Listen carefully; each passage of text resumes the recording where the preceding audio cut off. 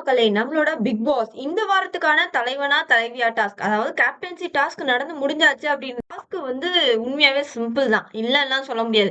இப்ப இது வந்து எப்படி போயிருக்கு அப்படின்னா, அருண சேவ் பண்றக்காக வைக்கப்பட்ட ஒரு டாஸ்கோ அப்படின்ற ஒரு கேள்வி தான் எழுந்திருக்கு.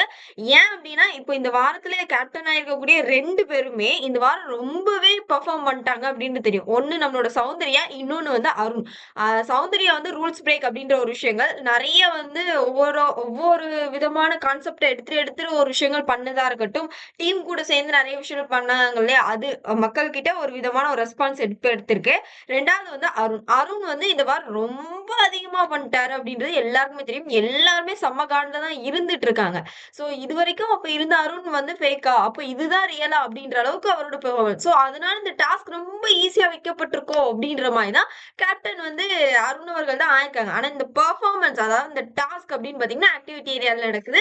ஒரு 5 பேர செலக்ட் பண்ணிக்கிறாங்க கேப்டன்சில விளையாடுறதுக்கு. சோ இதுல செலக்ட் பண்ணது யாருன்னா, அ சௌந்தர்யா தான் கேர்ல்ஸ் டீம்ம செலக்ட் பண்றாங்க. அருண் தான் பாய்ஸ் டீம்ம செலக்ட் பண்றாங்க.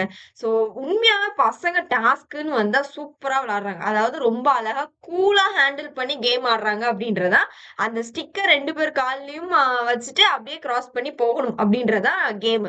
சோ அங்க பசங்களும் ஆடுவாங்க, கேர்ல்ஸும் ஆடுவாங்க. கேர்ல்ஸ்ல வந்து ஃபர்ஸ்ட் வந்து சௌந்தர்யா வந்து வர்ஷினிய கூப்பிட்டுருக்காங்க போலருக்கு. அதாவது வர்ஷினி என்ன சொல்லிருக்காங்க, "நான் ஃபர்ஸ்ட் டைம் வந்துடுறேன்" அப்படின்னோனே, இவங்க என்ன நெனச்சுருக்காங்க, நல்லா கான்ஃபிடென்ட்டா இருக்காங்க. சரி நானே போயிடலாம் அப்படின்ற மாரி வர்ஷினிய வந்து கூப்பிட்டுட்டு போறாங்க. எண்ட் வரைக்கும் வந்தாங்க. வந்து தான் அது விழுந்தது. சோ ரிட்டர்ன்ல சொன்னாங்க. ரிட்டர்ன்ல போயிட்டு உடனே கொண்டு வந்து உள்ளுக்க போட்டுட்டாங்க. அதே டைம்ல தான் பசங்களுக்கும் 2 நேரம் கீழ விழுந்து திரும்ப போய் எடுத்துட்டு வந்தாங்க. அது ஈக்குவலா தான் மேனேஜ் ஆச்சு. ஓகேவா? அதுமே எல்லாருமே வரிசையா நீட்டா கொண்டு வந்து பசங்க 5 இதையும் முடிச்சாச்சு. இந்த பக்கம் கேர்ல்ஸ் 2வது இது தர்ஷிகா. தர்ஷிகா கூட தான் சௌந்தர்யா விளையாடும்போது, பாதியிலேயே பல நேரம் விழுந்துச்சுங்க.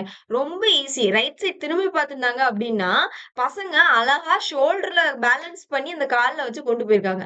சோ இத ஈஸியா அங்க இருக்கவங்களே சொல்றாங்க, ஷோல்டர புடின்னு. அப்ப கூட அவங்க கைய புடிச்சுக்கிட்டு ஏதோ வாக்கிங் போற மாரி பண்ணிட்டு இருந்துட்டு, ஃபைனலா இப்ப வின்னிங் யாருங்கும்போது, அருண் தான் வின்னர் அப்டின்ற விஷயங்கள் தெரியுது இல்லையா?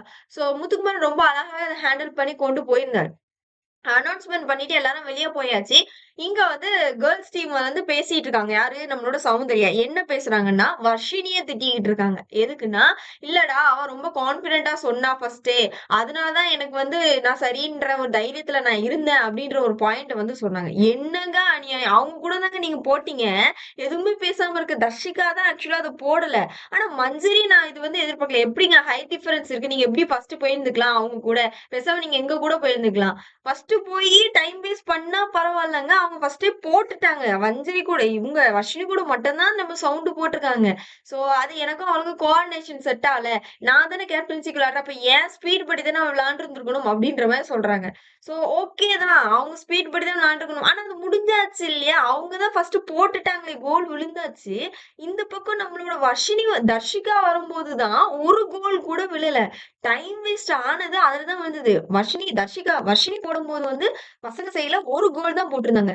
சோ இது நான் உண்மையாவே சவுண்ட் கிட்ட இருந்து எதிர்பார்க்காத ஒரு விஷயம். உண்மையாவே அவங்க அவ்ளோ ஸ்ட்ரகிள் ஆயி இப்போ 1 ஆர் 2 வீக்ஸ் வந்து கஷ்டப்பட்டு வந்துட்டு சடனா ஒருத்தவங்க மேல வச்சிருக்க குற்றச்சாட்டு ரொம்ப தப்பு. சோ அவங்க வர்ஷினி வந்து பசங்க கூடவே வெளிய போய் விக்டரி என்ஜாய் பண்ணிட்டு இருக்காங்க அப்படின்ற விஷயங்கள் தான் இவங்கலாம் வர்ஷினிய வந்து டார்கெட் பண்ணி பேசிட்டு இருக்காங்க.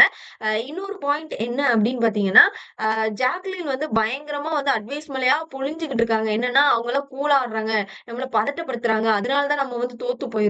சோ, அதனால அவனுங்க ஈஸியா வின் பண்ண எனக்கு என்னன்னா, அதுல சவுண்ட் ஒரு கேள்வி கேட்டாங்க. அவங்க அவங்கள என்கரேஜ் பண்ணிக்கிறாங்கடி. அவங்க நம்மள வேணும்னு பதட்டப்படுத்துறாங்கன்னு சொல்லல. அவங்க அந்த கேம் அப்படி கொண்டு போறாங்க. அதனால தான் நம்ம லாஸ் ஆறோம் அப்படின்ற மாரி பேசினாங்க. இன்னும் முட்டாள்தனமா பேசிட்டு இருக்காங்க. ஜாக்லின் ஒரு நேரம் பாராட்டணும்னு சொல்லுங்க. இன்னொரு நேரம் பண்ற வேலையெல்லாம் பார்க்கும்போது, "இத தூக்கி முதல்ல வெளிய போடுங்க" அப்படின்ற மாரி தான் பாயிண்ட் தோணுது.